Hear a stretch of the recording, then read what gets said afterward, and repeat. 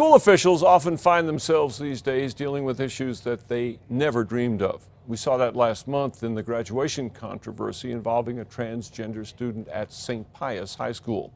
Well, now the New Mexico Activities Association, which governs high school sports, has come up with a policy for transgender athletes. Here's Dean Staley on tonight's special assignment. Since as long as I can remember, so like a little kid, I guess. Though he was born a female named Brandy, Damian Garcia always felt inside he was a male. At the end of his freshman year at St. Pius, Damian began living his life that way. I was like, no, I'm a boy, and so I need to be on this side with the boys instead of in the middle, and that's sort of what did it. If Damian had wanted to play sports at St. Pius, a doctor would have had to perform a physical exam and determine his sex. And based on that determination, the New Mexico Activities Association would only allow him to play on girls' teams.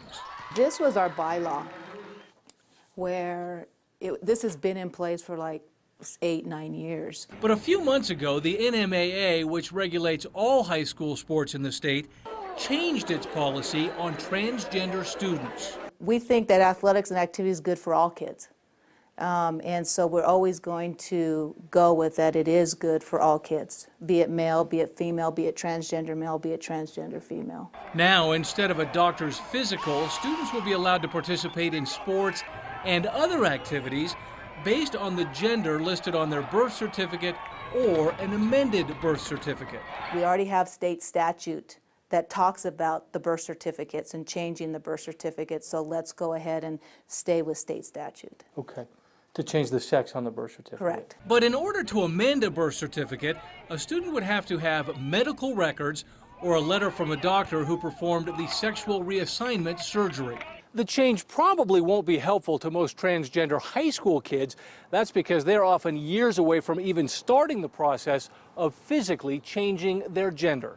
Damian Garcia, who didn't play sports at Pius, says the new rule doesn't go far enough. That doesn't really say who you are, it's just like a document saying what you are. If you're a boy and you want to play on the boys' team, then you should be allowed to. Still, members of the NMAA were concerned that a physically developed male who wanted to play female sports would have an unfair advantage. On special assignment, Dean Staley, KRQE News 13.